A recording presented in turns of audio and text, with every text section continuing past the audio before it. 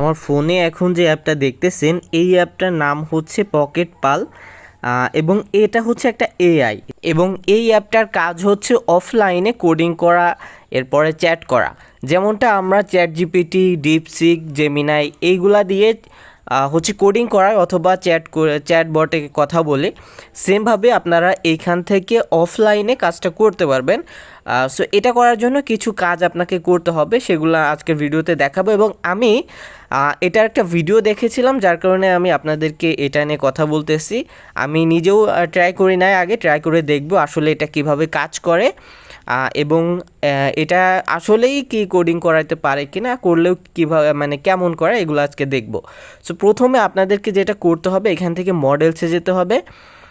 Model থেকে এখান থেকে আপনাদের মডেলটা ডাউনলোড করতে হবে। সো আমার এখানে দেখেন একটা ডাউনলোড করা আছে কুইন 2.5 1.5 বিলিয়ন। সো এটা হচ্ছে আমার ডাউনলোড করা এবং এখানে আরও বড় বড় হচ্ছে আপনার মডেল আছে। এগুলো হচ্ছে আমি ট্রাই করি নাই, জাস্ট আমি একটা ডাউনলোড করেছি এবং এইটাই দেখবো যে আসলে এটা কাজ করে কিভাবে, এটা দিয়ে আমি কোডিং করাবো।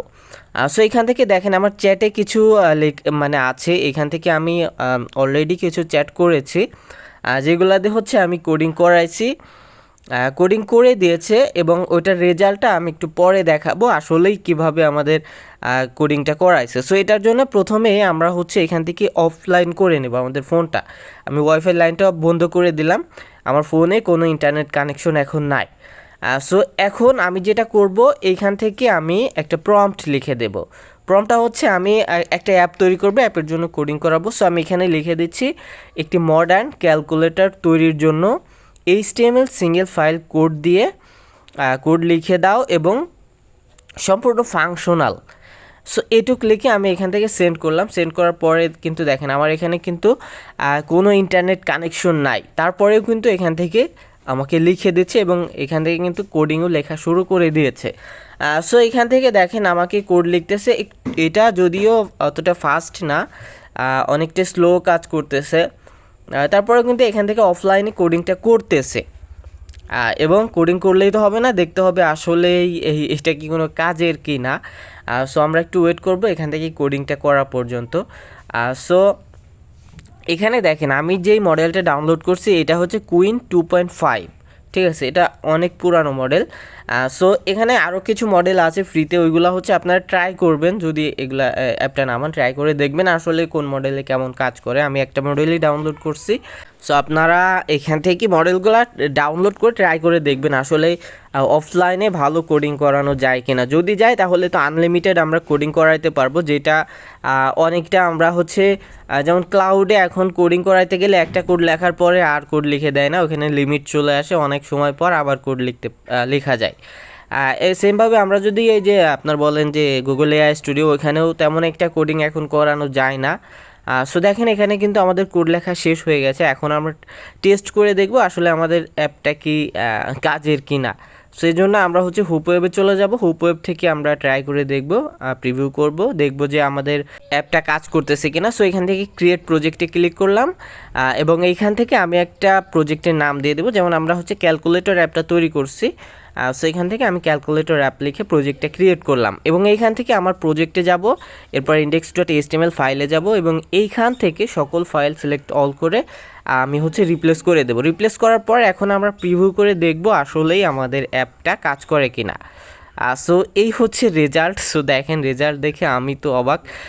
এখানে এটা কি ভাই, এটা কি বানাইছে, এটা কি কোনো ক্যালকুলেটর হয়েছে, কোনো কিছুই ওঠে না। এবং এটা কি মানে 1 2 3 প্লাস মাইনাস এগুলা দিয়ে ভরা। সো এটা মোটেও কাজের না, আমি আসলেই এটা কোনো কাজের না। আমি যে মডেলটা ডাউনলোড করছি হয়তো মডেলের প্রবলেম, অন্য মডেলও হয়তো হতে পারে, আপনারা ট্রাই করে দেখবেন যে আসলে কাজ করে কিনা। সো আমরা আরও কিছু প্রশ্ন করি একে যে এটা কি সঠিক উত্তর দেয় কিনা। সো আমি একটা মানে একদমই সাধারণ প্রশ্ন জিজ্ঞাসা করতেছি এখান থেকে, যে বাংলাদেশের রাজধানীর নাম কি। এটা কিন্তু খুব একটা জটিল কিছু না, আমি লিখে দিলাম কি বাংলাদেশের রাজধানীর নাম কি, দেখি ও কী বলে এখন আমাকে। আশা করি তেমন একটা কিছু দিবে না ও। এখানে কি লিখতেছে দেখেন, বাংলাদেশের রাজধানী হলো কি শোভাবাজি বিহার। এটা কি ভাই, এটা কোন জায়গা, এটা তো আমি মানে এই প্রথম শুনলাম। শোভাবাজি বিহার, এটা কোন জায়গা আমি জানি না।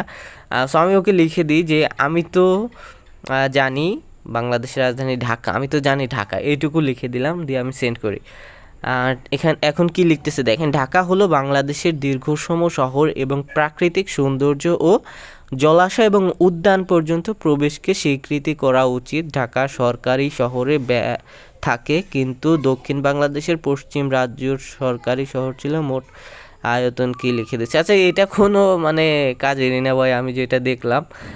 সো এই মডেলটা কাজ করতেছে না, আপনারা চাইলে অন্য মডেল ট্রাই করে দেখবেন যে আসলেই কাজ করে কিনা। যদি কাজ করে কমেন্টে অবশ্যই জানাবেন। সো এই ছিল আজকের ভিডিও ভালো লেগে থাকলে অবশ্যই একটি লাইক দিয়ে কমেন্ট করবেন। কমেন্ট অবশ্যই করবেন আপনারা ট্রাই করে দেখার পরে যে আসলেই কাজ করে কি না।